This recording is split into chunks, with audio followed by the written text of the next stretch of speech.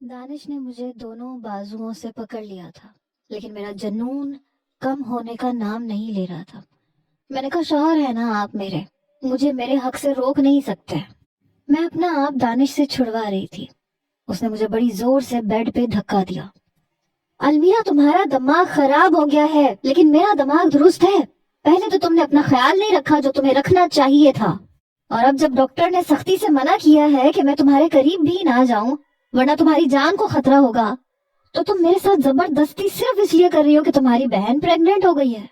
मुझे नहीं पता था कि तुम इतनी हसद करने वाली लड़की निकलोगी।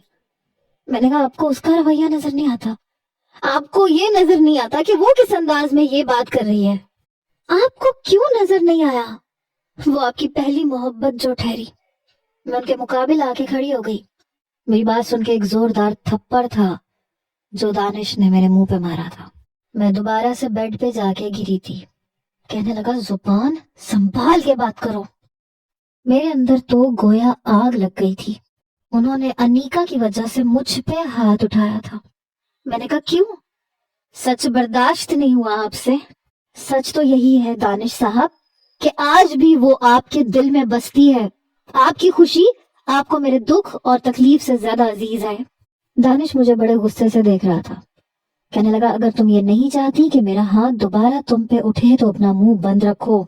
मुझे लग रहा था कि एक थप्पड़ तुम्हारी अकल को ठिकाने पे ले आएगा, लेकिन तुम्हारा दिमाग बिल्कुल खराब हो चुका है। तुम पागल हो चुकी हो। मैं खड़ी हो गई। मैंने कहा, हाँ, हो चुकी हूँ मैं पागल। उठाए मुझ पे हाथ। मैंने उसके दोनों हाथ पकड़ लिए और उसके हाथों से अपने आप को मारना शुरू कर दिया। वो अपने आप को पीछे कर रहा था। अलमीरा, होश में आओ। वो बार बार अपने हाथ मुझसे झटक रहा था, पीछे कर रहा था, लेकिन मैं उनके हाथ पकड़ रही थी। मेरे बाल बुरी तरह से बिखर चुके थे। मेरा चेहरा सुर्ख हो चुका था। मैं दीवानों की तरह रो रही थी। क्या मुझसे मेरा कुछ नहीं छीना था? क्या मुझे अपने बच्चे से प्यार नहीं था? क्या मैं ये चाहती थी कि मेरा बच्चा दुनिया से चला जाए, वो मर जाए, या मैं दोबारा कभी मां ना बन सकूं? मैं बहुत बड़ी जहनी अजियत से गुजर रही थी, और इस अजियत से गुजरने के लिए मुझे मेरे शौहर की जरूरत थी। मुझे दानिश की जरूरत थी। उसकी हमदर्दी की, उसकी मोहब्बत की, उसकी तवज्जो की जरूरत थी। मेरे लिए ये बहुत बड़ा सदमा था। बजाय वो मेरा साथ देने के मुझे ताने थशने दे रहा था। अभी तक जो कुछ हुआ था उसमें अनीका का भी कसूर था। पहले तो कभी उसे चूहों से डर नहीं लगा था। पहले तो कभी वो इस तरह से नहीं चिल्लाई थी। अच्छा करके भी मैं खसारे में थी। मैं रोने लगी। मुझे लगा शायद दानिश मुझे अपने साथ लगा लेंगे, लेकिन वो कमरे से ही बाहर चले गए। दरवाजा भी बंद कर दिया। आधी रात मैं फूट फूट के सिसकियों से रोती रही। पता नहीं कब मुझे नींद आ गई। कमरे में खटपट की आवाज से मेरी आंख खुली थी। देखा तो अलमारी से दानिश अपने कपड़े निकाल रहे थे। मैं उठ के उनके पास गई ही नहीं, ना उनके लिए कपड़े प्रेस किए। वो कपड़े लेके बाहर चले गए। कुछ देर बाद मुझे एहसास हुआ कि मैं उनसे लड़के जाऊंगी कहाँ। रहना तो मुझे यही है। रात वाली कैफियत भी नहीं थी। मैं उठ के बाहर आई, बावर्ची खाने में जाके नाश्ता बनाने लगी। नाश्ता मैंने टेबल पे रख दिया। ताई अम्मा कहने लगी, तुम्हें क्या हुआ है? तुम्हारी तबीयत तो ठीक है? मैंने कहा, मुझे क्या होना है, ठीक है। कहने लगी, चेहरे को क्या हुआ है? सूजा सूजा सा, सुरख सुरख सा लग रहा है। मैंने एक नजर दानिश की तरफ देखा। वो नजरें चुरा के अपने कप में चाय डालने लगे। मैंने कहा, शायद कोई जहरीला कीड़ा काट गया है, इसलिए। मेरी बात पे उनका हाथ रुका था। बड़ी गुस्सेली नजर से मुझे देखा, फिर दोबारा से अपने कप में चाय डाली। सामने से स्लाइस उठाए और जैम लगाने लगे। शर्ट के ऊपर के 2 बटन खुले हुए थे। ताई अम्मा दानिश से कहने लगी, ये तुम्हारे सीने पे नाखून किसने मारा है? क्या हुआ है? उसने मेरी तरफ देखा। कहने लगा, रात को किचन में पानी पीने गया था तो जंगली बिल्ली ने हमला कर दिया। बहुत नोचा उसने मुझे, शायद पागल हो गई थी। दानिश माथे पे बल डाले कह रहे थे। ये सुन के मेरे तन बदन में आग लगी थी। मैं जो चाय पीने लगी थी उठ के खड़ी हो गई। ताई अम्मा कहने लगी, क्या हुआ है, तुम क्यों उठ गई हो? नाश्ता करो। मैंने कहा, नहीं, मुझे भूख नहीं है। अब ताई अम्मा को मेरा ख्याल पहले की तरह नहीं होता था, इसलिए दोबारा मुझे नाश्ते का कहा भी नहीं। दानिश उठ के खड़ा हो गया। ताई अम्मा कहने लगी, कोई दवा लगा लो, ये ना हो कोई इन्फेक्शन हो जाए। رات کو میں باورچی خانہ خود بند کر کے سوں گی.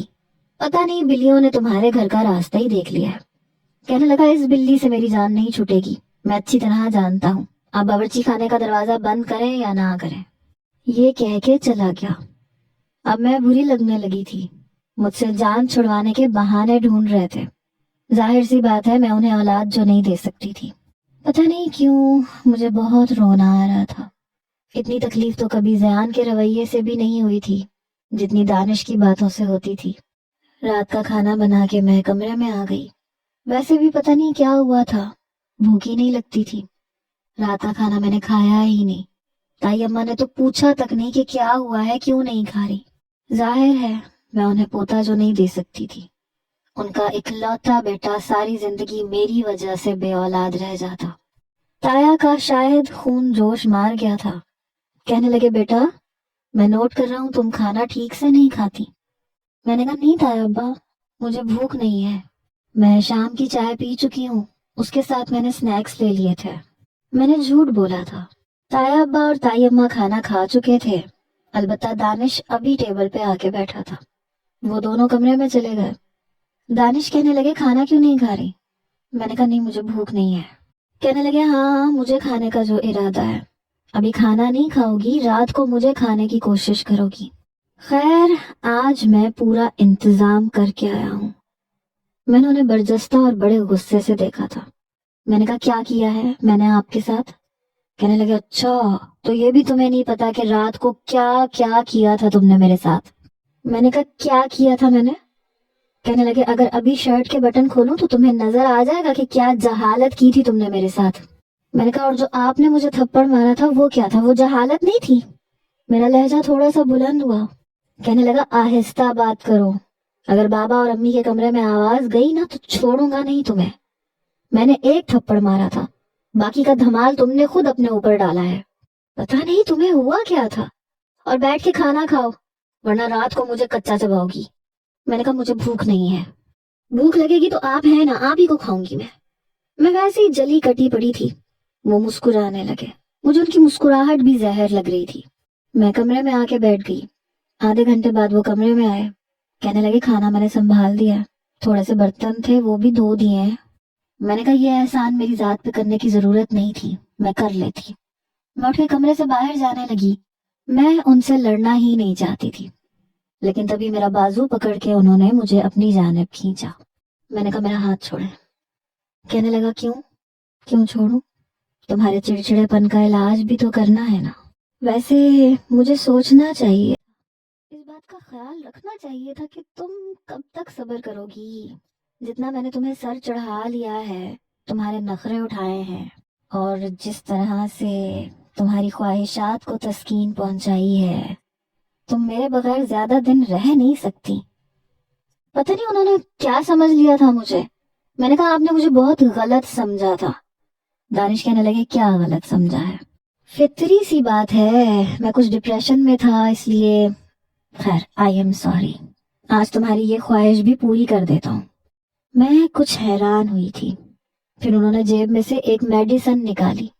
کہنے لگے یہ کھا لو. میں نے کہا یہ کیا ہے. کہنے لگے اسے کھانے سے تم سیکیور رہو گی. ان کی بات کا مطلب سمجھ کے میرا دل چاہا جو حشر کل ان کا کیا تھا اس سے بڑھ کے بگاڑ کے رکھ دوں. کیا سمجھ رکھا تھا انہوں نے مجھے, کیا میں کوئی حوث کی بھوکی عورت تھی. میں نے کہا میں گولی کیوں کھاؤں. کہنے لگے نہیں کھانی تو کوئی بات نہیں, میں اپنی پروٹیکشن کر لیتا ہوں. میری آنکھوں میں آنسو بھرا. میں نے کہا نہیں بہت شکریہ. میڈیسن میں نے ان کے ہاتھ پہ رکھ دی. آج کے بعد میں آپ کے قریب نہیں آؤں گی. میری بات سن کے انہوں نے میرا بازو پکڑ کے مجھے اپنے مقابل کھڑا کیا. لیکن مجھے تو آنا ہے, آج نہیں تو کل نہیں تو 2-4 دن کے بعد. میں نے کہا کیوں آنا ہے. آپ نے میرے پاس, مجھ سے آپ کو ابھی تک کچھ مل ہی نہیں سکا. بانجھ ہو چکی ہوں میں, اب میں آپ کے کسی کام کی نہیں رہی. میری طرف سے آپ کو اجازت ہے, جائیں جا کے دوسری شادی کر لیں, اولاد بھی پیدا کر لیں. میں نے اپنے آنسو رخساروں تک نہیں آنے دیے تھے. میں بہت ضبط سے بات کر رہی تھی. میں نہیں چاہتی تھی کہ وہ شخص مجھ سے ہمدردی کرے. مجھے نہیں چاہیے تھی اس کی ہمدردی. کہنے لگا میں 2 بیویاں افورڈ نہیں کر سکتا. میں نے کہا کیوں نہیں کر سکتے. बहुत पैसा है आपके पास।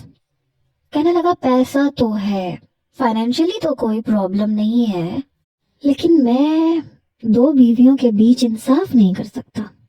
मैंने कहा हाँ तो कोई बात नहीं, मुझे छोड़ दे, वैसे भी मैं तो बेकार किस्म की हूँ, यहाँ रहूं या नीचे अपनी माँ के घर कोई फर्क नहीं पड़ता, जिंदगी गुजारनी है ना, 2 रोटियां मुझे मेरा बाप भी खिला सकता है। कहने लगे मैं भी खिला सकता हूँ। मैंने कहा नहीं, बहुत शुक्रिया आपके एहसान का। कहने लगे देखो, जो होना था ना वो हो गया, ना उसे तुम वापस ला सकती हो ना मैं वापस ला सकता हूँ। तुम्हें सिर्फ अपनी तकलीफ नजर आ रही है, तुम्हें मेरी तकलीफ का शायद एहसास तक नहीं है। इसके बावजूद अगर तुम्हें मेरे किसी रवैये से तकलीफ पहुंची है तो आई एम सॉरी, लेकिन मुझे भी तकलीफ पहुंची है। तुम्हारी जरा सी बेएहतियाती ने मेरा क्या नुकसान किया है ये मैं जानता हूँ, मैं किस करब से गुजर रहा हूँ ये मैं जानता हूँ, इसलिए मुझसे ये उम्मीद ना रखना कि मैं तुम्हें तसल्ली के 2 बोल बोल दूंगा। मैं बहुत हर्ट हुआ हूँ तुम्हारी इस लापरवाही की वजह से। मैंने कहा मैंने जानबूझ के तो नहीं किया था। वो कहने लगे किया ही क्यों था, ऐसी कौन सी मोहब्बत जाग उठी थी तुम्हारे अंदर अनीका के लिए कि तुमने ना मेरे बारे में सोचा, ना अपने बारे में सोचा, ना हमारे बच्चे के बारे में सोचा, तुमने कुछ भी नहीं सोचा। तुम्हारी ये जो जल्दबाजी है ना, इसने तुम्हें नुकसान पहुंचाया है। मेरी आंखों से आंसू बह रहे थे। कहने लगे हो गया ना जो होना था, बेहतर है कि ना मजीद खुद को परेशान करो ना मुझे करो। ये कह के उन्होंने मुझे अपने साथ लगा लिया। मैं उनके साथ लग के रोने लगी।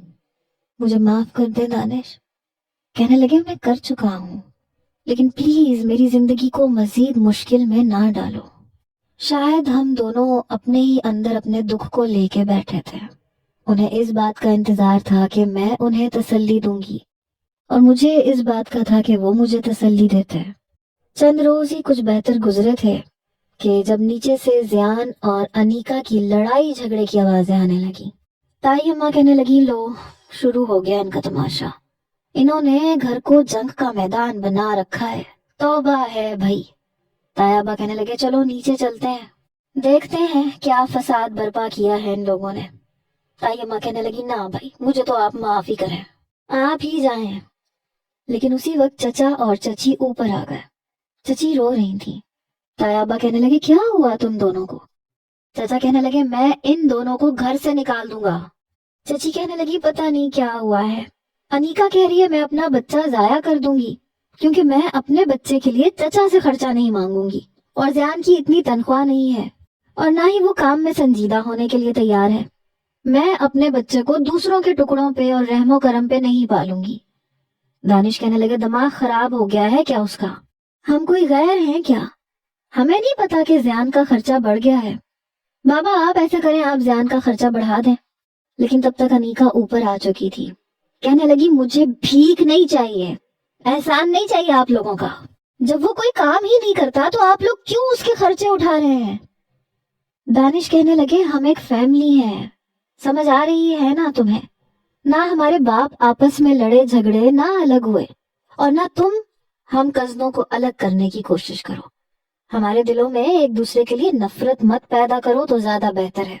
तुम्हारे बच्चे के अखराजात में कोई कमी नहीं आएगी, सारे खर्चे हम लोग उठाएंगे। वो कहने लगी कब तक, कल को जब आपका अपना बच्चा होगा तो। ये कह के चुप हो गई, मेरी तरफ देखने लगी। सब लोग ही चुप हो गए थे। शायद अनीका ने जानबूझ के ये कहा था। कहने लगी खैर जो भी है, कल को हो सकता है कि आपकी बीवी को एतराज हो। मैं शायद पहले एतराज ना करती, लेकिन अब मैं चुप नहीं रही। मैं क्यों चुप रहती।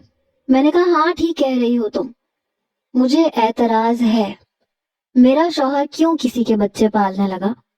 ऐसा करो जियान से कहो कि कहीं नौकरी कर ले, क्योंकि बाप की फैक्ट्री में तो उसका दिल नहीं लगता। कहीं नौकरी करेगा तो उसे अपनी जिम्मेदारी का एहसास भी होगा। दानिश मुझे गुस्से से देखने लगे। कहने लगे अलमीरा जाओ कमरे में, बाबा है ना चचा भी हैं इस मसले का हल निकालने के लिए, इसलिए तुम दोनों को बोलने की जरूरत नहीं है। अपनी नफरतें अपने तक रखो। कुछ ही देर में जियान भी ऊपर आ चुका था। मैं कमरे में गई ही नहीं, मैं क्यों जाती। कहने लगा दानिश भाई ये पागल हो गई है, اس کی ہر ضرورت وقت پہ پوری ہوتی ہے. کیا میں اسے ڈاکٹر کے پاس نہیں لے کے گیا، اسے میڈیسن نہیں لا کے دی، یا بابا اس کو پھل نہیں لا کے دیتے، اس کی کیا چیز پوری نہیں ہو رہی؟ جتنی محنت مجھ سے ہوتی ہے میں اتنی ہی کرتا ہوں. وہ کہنے لگی تم سے ہوتا کیا ہے؟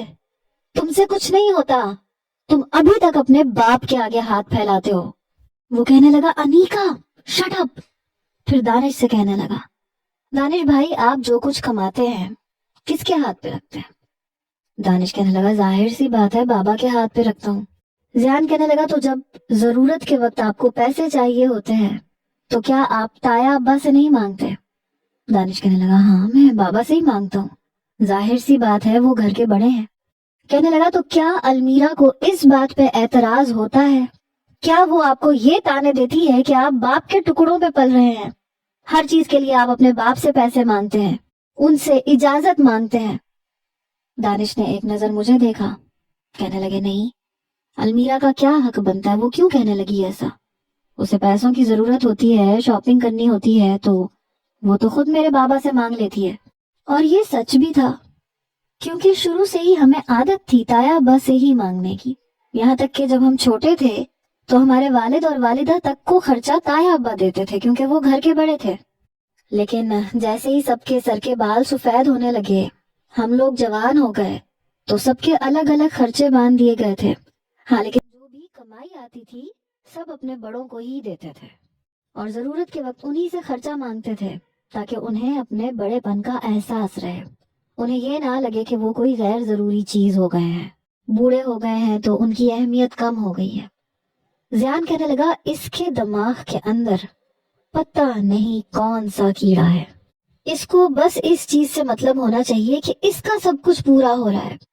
اگر اس نے میرے بچے کو کوئی بھی نقصان پہنچایا تو میں اس کا گلا گھونٹ دوں گا، اس کو جان سے مار ڈالوں گا، اور اس بار میں اس کی منت سماجت نہیں کروں گا، یہ میرے ہاتھ سے مر جائے گی. اگر اس نے میرے بچے کو کوئی بھی نقصان پہنچایا تو یہ آپ لوگ اسے اچھی طرح سمجھا دیں. یہ کہہ کے وہ سیڑھیاں نیچے اتر گیا. انیکا کہنے لگی میں نہیں کروں گی یہ بچہ پیدا، کیونکہ اس کا باپ اس قابل نہیں ہے کہ اس کے خرچے اٹھا سکے. دانش کہنے لگے زبان بند کرو اپنی، بچے کو کچھ نہیں ہونا چاہیے، تمہیں اس بچے کی اتنی ہی تکلیف ہے تو ٹھیک ہے، اس کے سارے خرچے میں اٹھا لوں گا، جب یہ پیدا ہوگا تو مجھے دے دینا، لیکن پیدائش کے بعد بھی اس کی ہر ضرورت کے لیے میں اپنے باپ سے ہی پیسے مانگوں گا کیونکہ سب کچھ انہی کے پاس ہے. تمہاری بات بالکل بے بنیاد ہے. کہنے لگے جو غلطی بھولے سے المیرا سے ہو چکی ہے وہ تم مت کرو تو بہتر ہے. پہلی بار اللہ نے رحمت کی ہے اور پہلی بار احتیاط بہت ضروری ہوتی ہے. جاؤ نیچے جاؤ، اپنا اور اپنے بچے کا خیال رکھو، اس کے خرچے کی فکر نہ کرو، اللہ جس کو دنیا میں بھیجتا ہے اس کے رزق کا بھی بندوبست کر دیتا ہے. وہ چپ چاپ نیچے چلی گئی. پتہ نہیں بار بار مجھے پوائنٹ آؤٹ کیوں کیا جاتا تھا. اس کے بعد تو جیسے انیکا نے تماشا سا پکڑ لیا. اس کی میڈیسن ختم ہوتی تو دانش کو فون کرتی، دانش آفس جانے سے پہلے پلیز میری بات سن کے جائیے گا، میں آپ کو ڈاکٹر کی سلپ دوں گی، آپ مجھے میڈیسن لا دیجیے گا. وہ کہتا ہاں ٹھیک ہے میں تم سے سلپ لے جاؤں گا. کبھی اسے صبح فون کرتی، میرا میٹھا کھانے کو بہت دل چاہ رہا ہے، زیان تو لا کے نہیں دے گا، اسے تو پرواہ ہی نہیں ہے، رات کو دیر سے آیا تھا دوستوں میں گھوم پھر کے، اب گھوڑے گدھے بیچ کے سو رہا ہے. دانش پلیز مجھے میٹھے میں کچھ لا دیں. اس وقت صبح کے 7 بج رہے تھے. میں دانش کے برابر میں ہی سو رہی تھی، اس لیے انیکا کی آواز بآسانی سن سکتی تھی. دانش نے میری طرف دیکھا، میں ان کے بازو پہ ہی سر رکھ کے لیٹی ہوئی تھی. کہنے لگے اچھا میں لا دیتا ہوں، کیا کھانا ہے تم نے؟ کہنے لگی مٹھائی، کچھ بھی میٹھا، گاجر کا حلوہ لا دیں. کہنے لگے اچھا ٹھیک ہے. دانش نے فون بند کر دیا لیکن میں ان کے بازو پہ سر رکھ کے لیٹی رہی. کہنے لگے المیرا تکیے پہ لیٹ جاؤ. میں نے کہا آپ مجھے یہ بتائیں اس وقت اس کا باپ حلوے کی دکان پہ حلوہ لے کے بیٹھا ہے، اس ٹائم کون گاجر کا حلوہ بیچتا ہے؟ مجھے بہت غصہ آ رہا تھا. دانش کہنے لگے اس کا باپ اور تمہارا باپ ایک ہی ہے، شرم آتی ہے تمہیں یہ بات کہتے ہوئے؟ میں نے کہا تو وہ زیان کو کیوں نہیں اٹھاتی ہے؟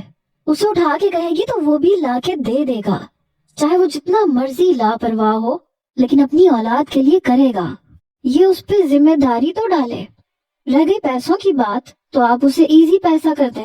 زیان سے کہیں کہ وہ لے آئے, آپ نہیں جائیں گے. میں مزید ان کے ساتھ لپٹ کے لیٹ گئی. المیرا پلیز, کچھ نہیں ہوتا اگر میں لا کے دے دوں گا تو. اچھا تم بتاؤ تم نے کیا کھانا ہے, تمہیں بھی لا کے دیتا ہوں. میں نے کہا میں نے زہر کھانا ہے, مجھے لا دے. کہنے لگے پھر سے وہی بات ہے.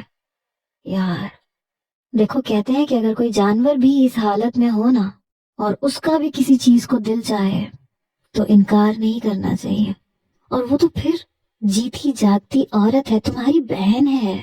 میں نے کہا ہاں, اور آپ کی سابقہ منگیتر بھی ہے. میری بات سن کے انہوں نے مجھے غصے سے دیکھا تھا.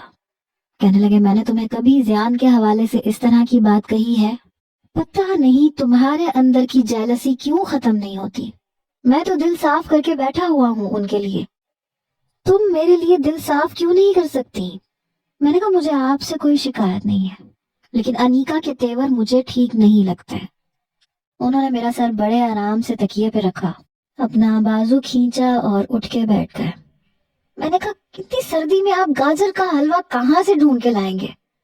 کہنے لگے میں لے آؤں گا, تم نے کھانا ہے تو بتاؤ. میں نے کہا نہیں, میں نے نہیں کھانا, میرے ساتھ ایسا کوئی مسئلہ نہیں ہے. ایک بار دانش گھر پہ جلدی آ گیا, مجھے کہنے لگے چلو آج تمہیں کھانا ہوٹل سے کھلاتا ہوں. میں بھی تیار ہو گئی. جیسے ہی ہم دونوں نیچے اترے تو ہمیں دیکھ کے انیکا نے اپنا پیٹ پکڑا. شاید چوتھا مہینہ تھا اس کا. کہنے لگی بہت درد ہو رہا ہے, بہت درد ہو رہا ہے. چچی اس کے پاس آ گئی, اس کا ہاتھ پکڑ کے اسے صوفے پہ بٹھایا. دانش کے تو جیسے پیر وہیں جم گئے. میں دانش کو دیکھ رہی تھی کہ یہ جا کیوں نہیں رہے, یہاں کیوں کھڑے ہیں. وہ انیکا کو دیکھ رہے تھے. چچی کہنے لگی تم جاؤ کمرے میں جا کے لیٹ جاؤ, ایسے ہلکا پھلکا درد ہوتا ہے. کہنے لگی نہیں مجھے بہت تیز درد ہو رہا ہے چچی, بہت زیادہ درد ہو رہا ہے. میں نے کہا زیان کہاں ہے؟ چچی کہنے لگی وہ تو فیکٹری گیا ہے, وہ تو ابھی واپس نہیں آ رہا, کہہ رہا تھا کہ دیر تک کام ہے آج کل وہ دیر تک کام کرتا ہے. دانش کہنے لگا ہاں وہ رات کو 9 بجے سے پہلے نہیں آ سکتا, اور اگر آ بھی جائے تو اسے آنے جانے میں 1 گھنٹہ لگ جائے گا, فیکٹری تو بہت دور ہے. انیکا آؤ تمہیں ہم دونوں ڈاکٹر کے پاس لے جاتے ہیں. یہ سن کے میں نے دانش کی طرف دیکھا, مجھے بڑا غصہ آیا. میں نے کہا آپ ایسا کریں, آپ انیکا کو ڈاکٹر کے پاس لے جائیں. یہ کہہ کے میں اوپر کا زینہ چڑھ گئی. دانش نے مجھے 2-3 بار پکارا, المیرا کہاں جا رہی ہو, لیکن میں نہیں رکی. طیبہ کہنے لگی تم واپس کیوں آ گئی, کھانا کھانے گئی تھی نا. میں کمرے میں آ کے بیٹھ گئی, کوئی جواب نہیں دیا, کھانا بھی نہیں کھایا, اپنا منہ بھی دھو لیا, کپڑے بھی تبدیل کر لیے. 2 گھنٹے بعد دانش اوپر آیا. کمرے میں آتے ہی مجھے بڑے غصے سے دیکھنے لگا. میں تکیہ درست کر کے لیٹ گئی. کہنے لگے ویسے بڑے افسوس کی بات ہے. میں نے کوئی جواب نہیں دیا. انیکا نے تو جیسے تماشا پکڑ لیا تھا, ہر بات کے لیے دانش کو فون کرتی تھی. مجھے لگتا تھا جیسے جان بوجھ کے کر رہی ہے. مجھے احساس دلا رہی ہے کہ میں بچہ پیدا نہیں کر سکتی اور وہ کر سکتی ہے. بہرحال اس کے 9 مہینے پورے ہو چکے تھے. اسے ہسپتال لے جایا گیا. زیان خود اسے لے کر گیا تھا. پتا چلا کہ اللہ نے اسے بیٹا دیا ہے. دل تو میرا بھی تڑپا تھا, ظاہر سی بات ہے میرا بھانجا تھا, لیکن پھر بھی میں اسے دیکھنے کے لیے نہیں گئی. رات کو دانش آئے, تایا ابا تائی امی سب جا چکے تھے. کہنے لگے تم ہاسپٹل نہیں گئی. میں نے کہا نہیں میں نہیں جا رہی. کہنے لگے المیرا کتنی بری بات ہے, چلو میں ہاسپٹل ہی جا رہا ہوں, چلو میرے ساتھ. میں تیار ہو کے چلی گئی. مجھے اس معصوم بچے سے بھلا کیا نفرت ہو سکتی تھی. نفرت تو مجھے اس کی ماں سے ہونے لگی تھی. ہاسپٹل پہنچے تو وہ بیڈ پہ لیٹی ہوئی تھی. اس کا بیٹا بہت پیارا تھا, بالکل اسی کی طرح, گورا چٹا. زیان نے اسے گود میں پکڑا ہوا تھا, اسے پیار کر رہا تھا. دانش نے زیان کو مبارکباد دی, پھر اسے کہنے لگے لاؤ اسے میری گود میں دو, ماشاءاللہ سے بہت پیارا ہے, بالکل تم دونوں جیسا ہے. انیکا کہنے لگی اپنے تایا پہ گیا ہے, مجھے تو یہ بالکل آپ جیسا لگتا ہے. میں شاید اس بچے کو پکڑ کے بہت پیار کرتی اگر انیکا یہ جملہ نہ بولتی تو. وہ بھلا کیوں دانش پہ جانے لگا. پھر کہنے لگی دانش آپ اس کا نام رکھیں کیونکہ آپ کا زیادہ حق بنتا ہے, سارے اخراجات بھی تو آپ ہی نے اٹھائے ہیں.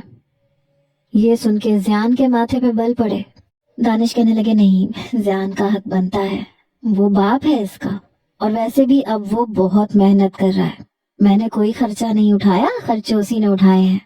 ज़ियान कहने लगा नहीं दानिश भाई, आप ही रख दें, मुझे तो कोई एतराज नहीं होगा, आप बड़े हैं। चचा चची भी कहने लगे कि हाँ दानिश बेटा तुम रख दो। दानिश कहने लगा मैंने तो नाम सोचा ही नहीं है। अनिका कहने लगी तो ऐसे करें, वो नाम रख दें जो आपने अपने बेटे के लिए सोचा था, अपनी औलाद के लिए भी तो कोई ना कोई नाम सोचा होगा ना आपने। पता नहीं उसकी बातें मेरे दिल पे निश्तर की तरह चलती थी। मैं कुछ नहीं बोली। दानिश ने मेरी तरफ देखा, फिर चुप से हो गए। ताई अम्मा कहने लगी हाँ अब्दुल्ला नाम रख दो, दानिश को बहुत पसंद है, शायद उसने ताई अम्मा से भी जिक्र किया था। अनीका कहने लगी बस ठीक है, मेरे बेटे का नाम अब्दुल्ला है। दानिश की तवज्जो बच्चे की तरफ बहुत ज्यादा बढ़ने लगी थी। वो ऑफिस से वापस आते तो अनीका नीचे से ही अब्दुल्ला दानिश को थमा देती। वो उसे ऊपर लेके आ जाते, उसे प्यार करते रहते, उसे फीडर तक पिलाते थे। मैं ये भी नहीं कह सकती थी कि आपने क्यों पकड़ा है उसे, हालांकि बच्चा वाकई बहुत प्यारा था, लेकिन मैं उसे नहीं पकड़ती थी। कभी पकड़ भी लेती थी तो बस 1 मिनट के लिए, फिर ताई अम्मा की गोद में उसे डाल देती थी। ताई अम्मा उसे देख के ठंडी आहें भरती रहती थी, कहती थी काश अल्लाह हमें भी ऐसा कोई खिलौना दे देता। एक बार रात के 3 बजे मेरी आंख खुली तो दानिश कमरे में नहीं थे। मैं हैरान हुई कि ये कहाँ गए। मैं बाहर आई तो पूरे घर में कहीं नहीं थे, पता नहीं कहाँ गए थे। मैं नीचे चचा के घर में आ गई, देखा तो अनीका के कमरे का दरवाजा खुला हुआ था। कमरे में कोई भी नहीं था, बाकी सब दरवाजा बंद करके सो रहे थे। उसी वक्त बाहर से हॉर्न की आवाज आई, फिर दरवाजा खुलने की। मैं लाउंज में गई तो ज़ियान आया था। रात के 3 बज रहे थे। उसने दरवाजा बंद किया और अंदर आ गया। मुझे देखा तो कहने लगा तुम इस वक्त यहाँ क्या कर रही हो। मैंने कहा वो तुम कहाँ से आ रहे हो। मुझे समझ नहीं आ रहा था कि मैं उससे कैसे कहूँ कि तुम्हारे साथ अनीका क्यों नहीं है। कहने लगा फैक्ट्री में काम बहुत ज्यादा था, उसकी आंखें नींद से चूर थी। मैंने कहा वो अनीका कहाँ है। कहने लगा कमरे में होगी। मैंने कहा नहीं वो कमरे में नहीं है। कहने लगा कहाँ जा सकती है यार। वो जल्दी से अंदर आया, देखा तो कमरा खुला हुआ था, ना बच्चा था ना अनीका थी। वो कहने लगा इस वक्त कहाँ जा सकती है, मेरी तो उससे कोई लड़ाई भी नहीं हुई, जरा ऊपर देखो तुम्हारे घर में तो नहीं है। मेरी आंखों से पता नहीं क्यों आंसू बहने लगे।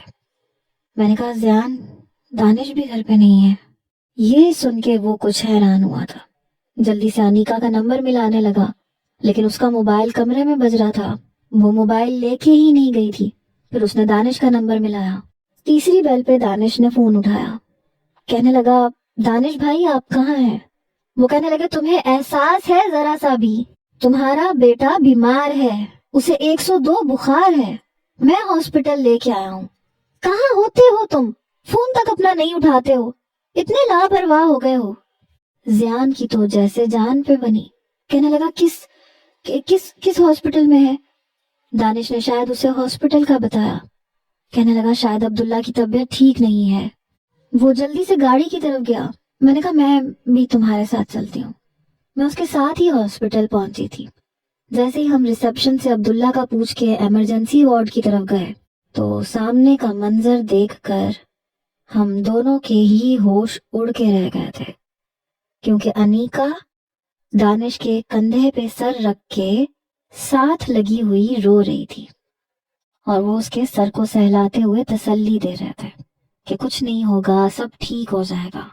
ज़ियान फौरन से भागता हुआ दानिश के पास पहुंचा। दानिश के माथे पे बल पड़े।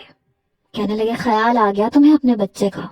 कहने लगा दानिश भाई मैं फैक्ट्री में था, मैं किसी दोस्त के घर नहीं गया था, आपको किसने कहा है। ज़ियान की आवाज सुन के अनीका फौरन से पीछे हटी, फिर मुझे देख के अपने आंसू साफ करने लगी। दानिश कहने लगे अगर फैक्ट्री में थे तो फिर अनीका का फोन क्यों नहीं उठा रहे थे। वो कहने लगा मुझे कोई कॉल नहीं आई। वो अपना मोबाइल दोबारा से देखने लगा। वो कहने लगी बस भी कर दो ज़ियान, क्यों झूठ बोलते हो, मेरा नंबर ब्लॉक कर दिया होगा तुमने, तुम्हें ना तो मेरी परवाह है ना अपने बच्चे की। وہ کہنے لگا تمہارا دماغ تو نہیں خراب ہو گیا؟ مجھے اپنے بچے کی پرواہ کیوں نہیں ہوگی؟ ہاں تمہاری بات ہوتی تو میں یہ بات تسلیم کر لیتا کہ مجھے تمہاری پرواہ نہیں ہے، لیکن میرا بچہ میرے لیے بہت اہمیت رکھتا ہے۔ مجھے تمہاری کوئی کال نہیں آئی۔ کب کیا تھا تم نے فون؟ وہ کہنے لگی جھوٹ بول رہے ہو، میں نے تمہیں اتنے فون کیے، تم نے فون تک نہیں اٹھایا۔ پھر مجھے دانش کو کال کر کے بلانا پڑا، اگر وہ وقت پہ میرے بچے کو ڈاکٹر کے پاس نہ لاتے تو۔ یہ کہہ کے وہ رونے لگی۔ تبھی لیڈی ڈاکٹر نے ایک سلپ دانش کو پکڑائی، کہنے لگی یہ میڈیسن لے آئے، لیکن بچے کو ایسا کوئی خطرناک مسئلہ نہیں تھا، ہاں بخار تیز تھا، وہ بھی گلے میں انفیکشن کی وجہ سے۔ پھر انیکا سے کہنے لگی کیا آپ نے بچے کو کوئی کھٹی چیز دی تھی؟ انیکا ایک دم سے گھبرائی، کہنے لگی نہیں، میں اسے کیوں کھٹی چیز دینے لگی، وہ تو بہت چھوٹا ہے۔ ڈاکٹر کہنے لگی اس کے گلے میں بہت برا انفیکشن ہے، اسی وجہ سے اسے تیز بخار ہے۔ دیکھیں اتنے چھوٹے بچے کو صرف مدر فیڈ کروائیں، یا پھر پاؤڈر والا وہ دودھ دیں جو ہم نے آپ کو لکھ کے دیا تھا، اس کے علاوہ کچھ بھی آپ اسے نہیں دے سکتی۔ جس طرح سے بچے کو انفیکشن ہے، لگ رہا ہے جیسے اسے کوئی کھٹی چیز کھلائی گئی ہے۔ بچہ نازک تھا، اس لیے گلے میں انفیکشن ہو گیا۔ جس طرح سے انیکا نظریں چرا رہی تھی، یقیناً اس نے یہ سب کچھ جان کے کیا تھا، اور میں حیران تھی وہ کیسی ماں تھی۔ شاید وہ دانش کی کمزوری کو سمجھ چکی تھی، اور دانش کی کمزوری تھی وہ چھوٹا بچہ۔ وہ اسے اپنانے کے لیے اس طرح کے ہتھ کنڈوں پہ اتر آئی تھی۔ اس بار میں سنجیدہ ہو کے سوچنے پہ مجبور ہو گئی تھی۔ زیان انیکا سے لڑنے لگا، سچ سچ بتاؤ انیکا، تم نے کیا دیا تھا عبداللہ کو؟ وہ کہنے لگی میں نے کچھ نہیں دیا تھا، میں نہیں جانتی، ہو سکتا ہے تمہارے بھائی نے کچھ چٹا دیا ہو یا تمہاری بہن نے، وہ بھی تو بچے کو پکڑتے ہیں۔ وہ بار بار نظریں چرا رہی تھی۔ میری بہن تھی، میں اسے اچھے طریقے سے سمجھتی تھی، ہمارا بچپن ایک ساتھ گزرا تھا۔ جب بھی جھوٹ بولتی تھی تو یوں ہی نظریں چراتی تھی۔ دانش بھائی کہنے لگے بھائی احتیاط کرو، انہیں بھی سمجھاؤ کہ بچے کو کوئی بھی چیز نہ دے، ہو سکتا ہے کسی چچا یا پھپھو نے شوقیہ کچھ چٹا دیا ہو۔ اب دیکھ لو کتنا بڑا نقصان ہوا ہے۔ ہم لوگ ہاسپٹل سے واپس آ گئے، لیکن مجھے رات کو نیند نہیں آئی۔ وہ بہت ہی بڑی چال چل رہی تھی، نہ اسے اپنا گھر برباد ہونے کی پرواہ تھی، نہ یہ کہ دنیا کیا کہے گی۔ وہ دانش کو شاید اپنانا چاہتی تھی۔ میں پوری رات ٹھیک سے سو نہیں پائی۔ صبح اٹھی تو ملازمہ صفائی کر رہی تھی، تائی اماں ابھی نہیں اٹھی تھی۔ وہ مجھ سے کہنے لگی باجی، یہ جو انیکا باجی ہے نا، یہ اچھی نہیں ہے۔ میں نے کہا تمہیں کس نے کہا؟ کہنے لگی وہ جس دن آپ گری تھی نا، اس سے کچھ دیر پہلے میں نے انہیں اوپر آتے دیکھا تھا، انہوں نے سیڑھیوں میں پتہ نہیں کیا گرایا تھا، میں دیکھ رہی تھی، لیکن ان کی نظر بھی مجھ پہ پڑ گئی۔ پھر مجھے کہنے لگی کہ خبردار جو تم نے منہ کھولا، میں تم پہ ایسا الزام لگاؤں گی کہ سب تمہیں نوکری سے نکال دیں گے۔ اس لیے باجی میں چپ ہو گئی۔ یہ سن کے میرا دماغ گھوم کے رہ گیا۔ میں نے کہا کیا یہ بات تم سب کے سامنے کہہ سکتی ہو؟ کہنے لگی نا جی، آپ کو نہیں پتا، وہ سامنے والے کو جھوٹا بنا دیتی ہے۔ میں تو یہ اس لیے آپ سے کہہ رہی ہوں کہ سگی بہن سمجھ کے اس پہ بھروسہ مت کیجیے گا۔ پھر کہنے لگی دیکھیں جی، میں بھی دیکھتی ہوں دانش بھائی کس طرح سے عبداللہ کی فکر کرتے ہیں۔ آپ کی بہن آپ کا گھر خراب کر دے گی، آپ اپنے شوہر کو اکیلا مت چھوڑا کریں، ہر جگہ اس کے ساتھ جایا کریں، انہیں توجہ دیا کریں، ان کا خیال خود رکھا کریں۔ آپ کو پتا ہے جب وہ اپنے آفس سے واپس آتے ہیں تو نیچے چائے پی کے پھر اوپر آتے ہیں، اور روز چائے انیکا باجی بنا کے دیتی ہے۔ یہ سن کے میرا دماغ گھوم کے رہ گیا تھا، لیکن عقل بھی آ گئی تھی کہ مجھے اپنا گھر خراب نہیں کرنا۔ پہلے اس نے مجھ سے زیان کو چھینا، اور اب دانش کو چھیننا چاہتی تھی۔ بہرحال اب میں نے یہ کیا کہ ساری بات زیان کو بتا دی۔ اس نے بڑی خاموشی سے میری ساری بات سنی۔ میں نے کہا دیکھو میں اپنا گھر خراب نہیں کرنا چاہتی، اور یہ لڑکی ایسے باز نہیں آئے گی جب تک تم اسے ٹھیک نہیں کرو گے۔ وہ کہنے لگا مجھے تو اس نے کام پہ لگایا ہوا ہے، میں تو فیکٹری میں اوور ٹائم بھی دیتا ہوں، میں نے کبھی اسے منع نہیں کیا، اس نے کیا کھانا ہے کیا پینا ہے میں کیوں نہیں لا کے دیتا، تم نے مجھے پہلے کیوں نہیں بتایا؟ اس نے تو آج تک کبھی ذکر نہیں کیا کہ وہ دانش بھائی سے چیزیں منگواتی تھی۔ میں نے کہا بس میری عقل پہ پردہ پڑ گیا تھا۔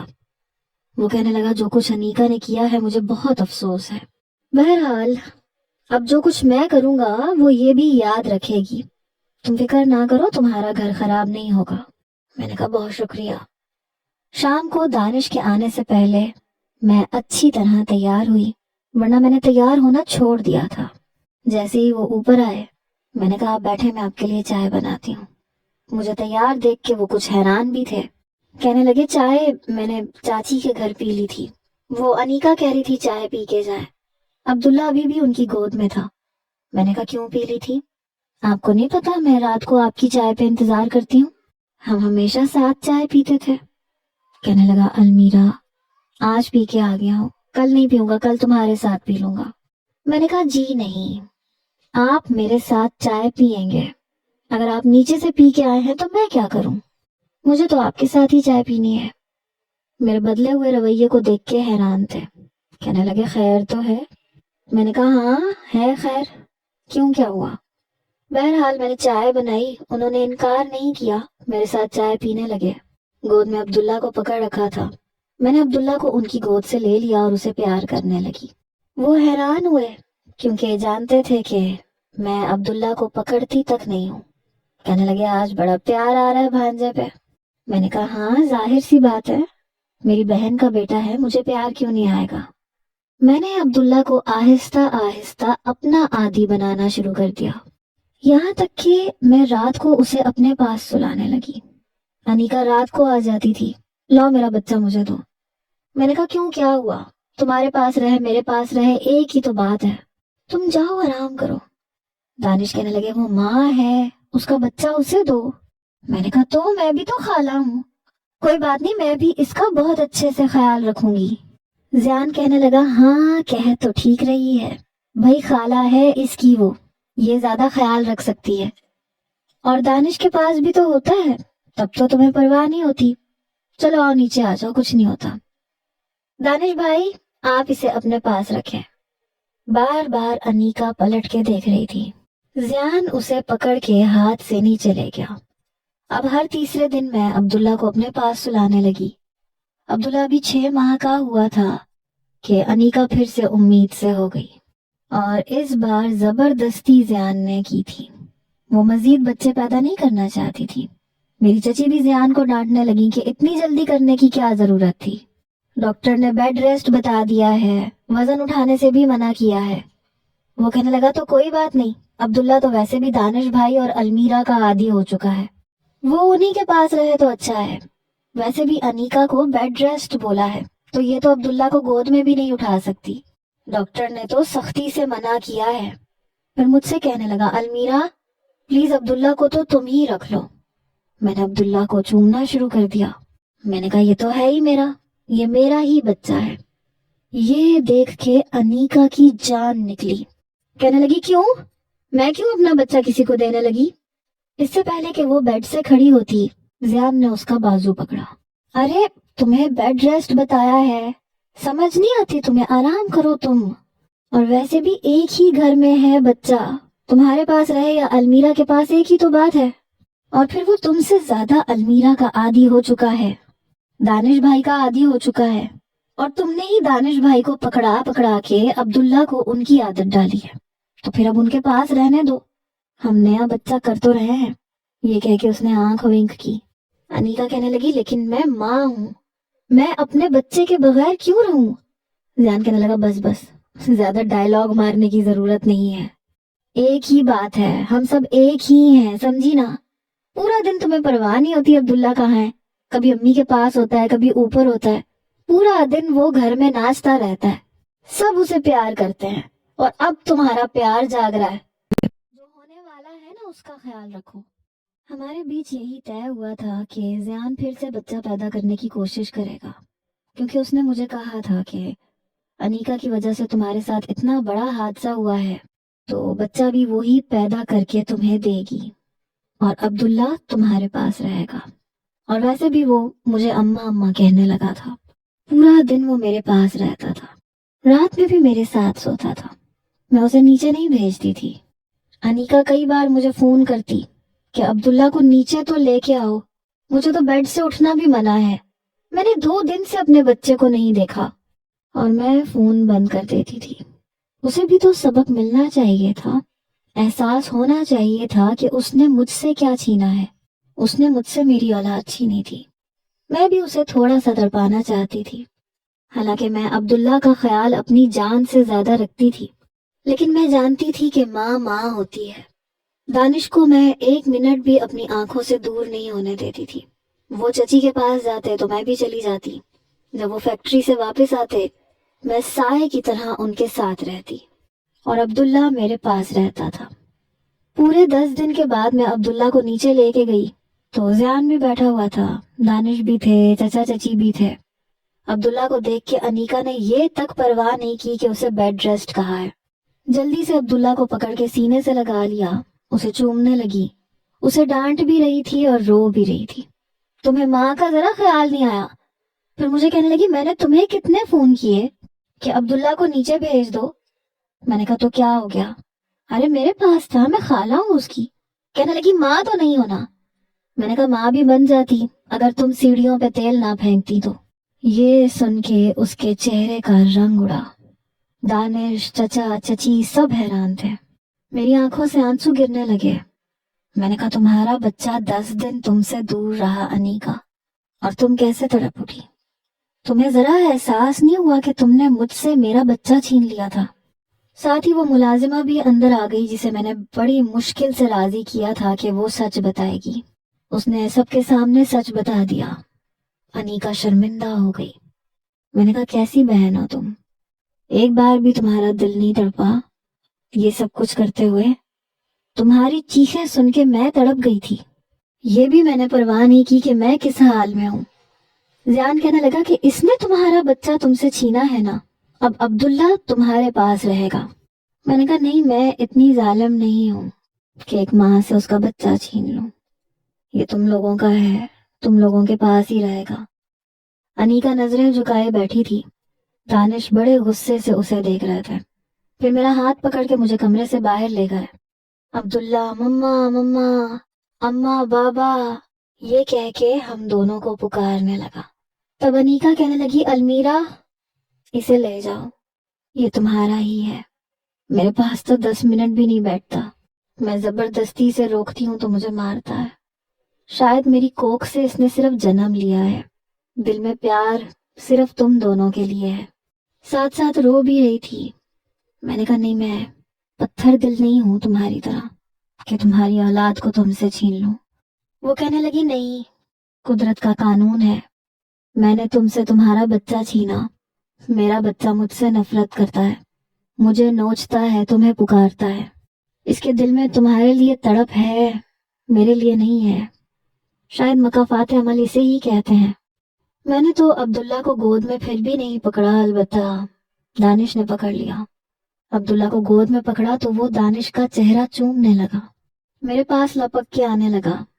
دانش نے میرا ہاتھ پکڑا اور مجھے اوپر لے گئے، کہنے لگے ہم کسی سے بھی بدلہ نہیں لیں گے، لیکن اللہ کا قانون ہر کام کر جاتا ہے۔